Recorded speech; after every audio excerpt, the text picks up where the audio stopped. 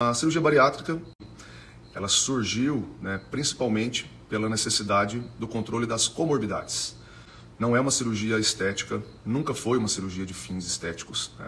É uma cirurgia para tirar o paciente da obesidade de todas as doenças a ela associadas.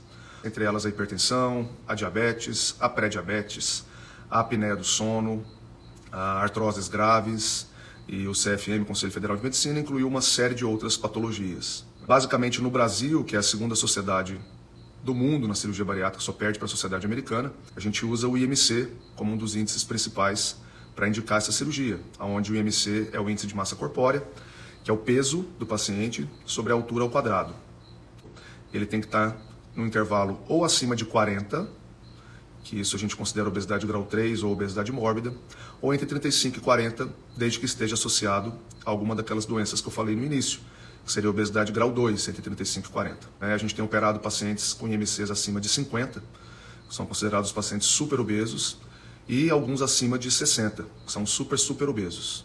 Eu fico feliz com a procura desses pacientes, porque isso mostra que os pacientes estão se sentindo seguros. Muita gente pergunta, é arriscado? Tem um risco, como todo e qualquer procedimento cirúrgico, mas eu sempre falo que é muito mais arriscado o paciente ficar obeso com as suas doenças associadas do que se submeter ao procedimento cirúrgico, tentando tirar esse estigma de que é uma cirurgia perigosa. Isso aconteceu muito pelo início da cirurgia, a década de 90, início dos anos 2000, como popularizou-se muito a cirurgia e era cirurgia aberta.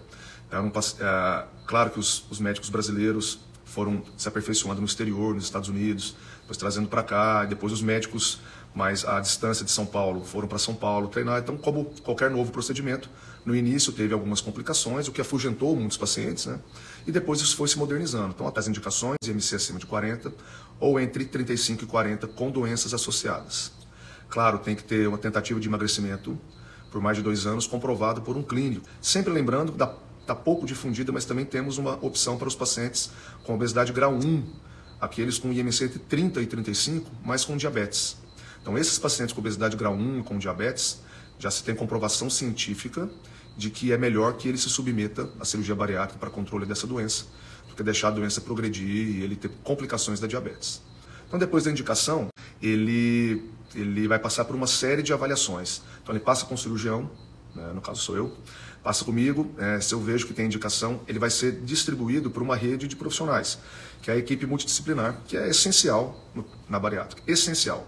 Eu gosto muito do trabalho do psicólogo, do endócrino, do educador físico, do cardiologista, do pneumologista, ou seja, é preciso que uma equipe cuide desse paciente, e eu acho que cada especialista consegue dar mais atenção e fazer um preparo melhor para esse paciente. Então, é importantíssima a participação do psicólogo para avaliar esse paciente se ele não tem psicopatologias associadas que podem impedir a própria indicação da cirurgia.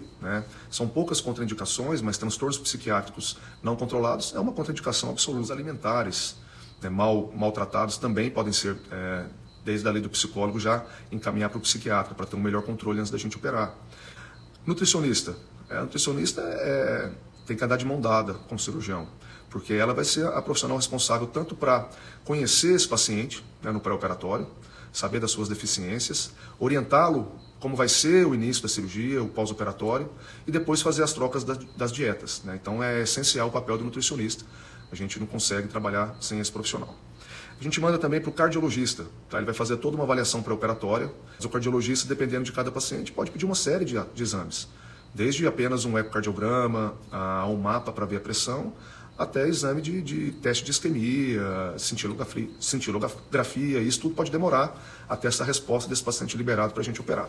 O pneumologista, sempre mando, para avaliar a questão de apneia do sono, capacidade pulmonar.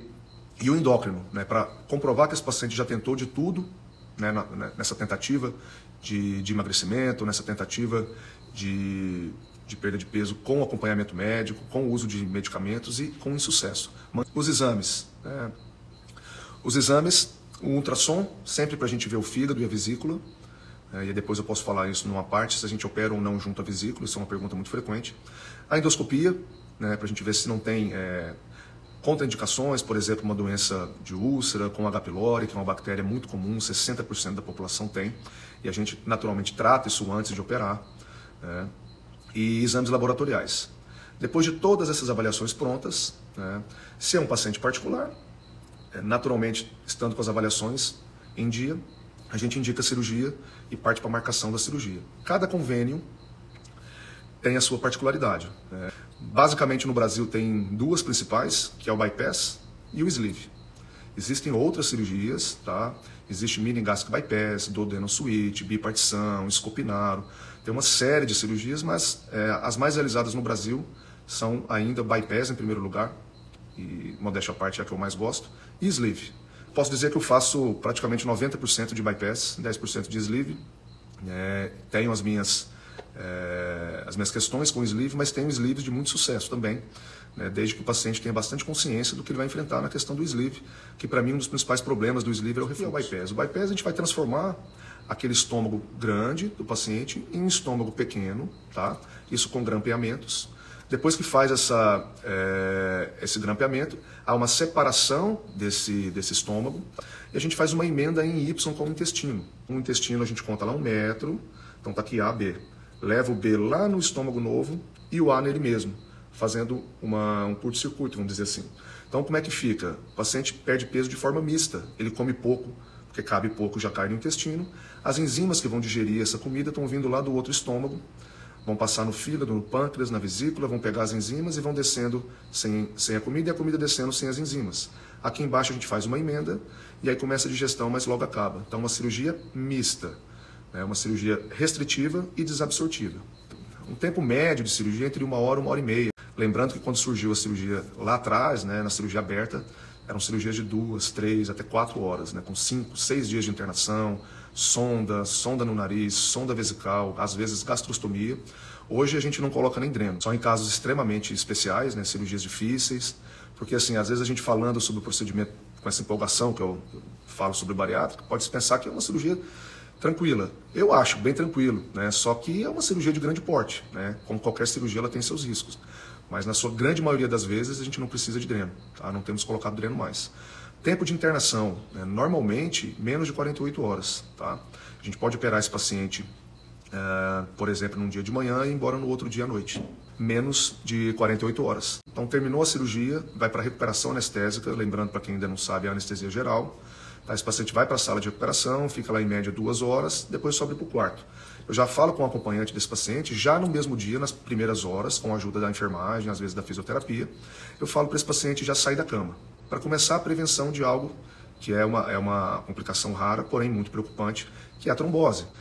O uso das meias de compressão, são meias de média compressão, eu peço para o paciente usar 1 mês, ele só para de usar a meia para tomar banho.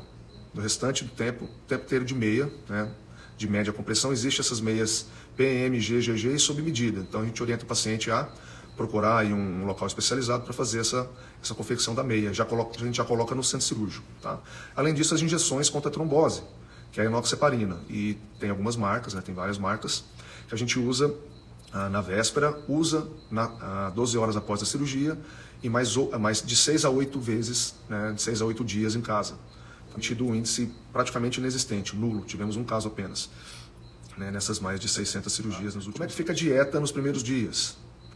A dieta nos primeiros dias eu já libero já no dia seguinte. Então operamos, por exemplo, uma quarta tarde, na quinta-feira de manhã eu começo os líquidos. Água, chá, Gatorade, água de coco.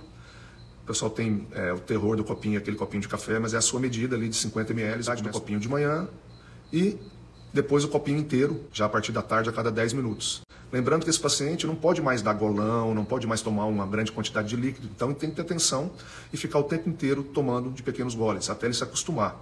Então a gente usa a medida do copinho, mas passa 3, 4 dias, ele já sabe aquilo que está descendo bem, aí ele já passa a tomar pequenos goles. Mais ou menos 14 dias dessa forma, com o caldo batido e coado no almoço e no jantar. A participação da nutricionista nessa fase é muito mais importante do que a simples orientação do cirurgião, porque ela vai dar várias opções para os pacientes, para suas particularidades.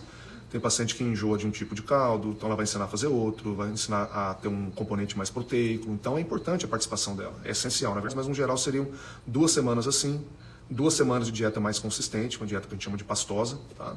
E já a partir dos 30 dias, isso não é para todos, tem muita gente aqui que está operado e vai falar que mas no meu convênio não foi assim, mas na grande maioria das vezes, a partir de 30 dias já dá para introduzir o sólido, dando preferência para as proteínas. O paciente bariátrico, com o cirurgião, é um segmento para sempre, não deve ser abandonado.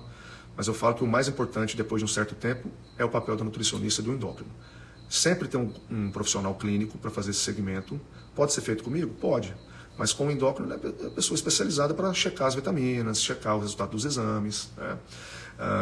A gente sempre faz um ultrassom depois de 6 meses de operado. Opera ou não opera junto? Depende muito, tá? Depende muito.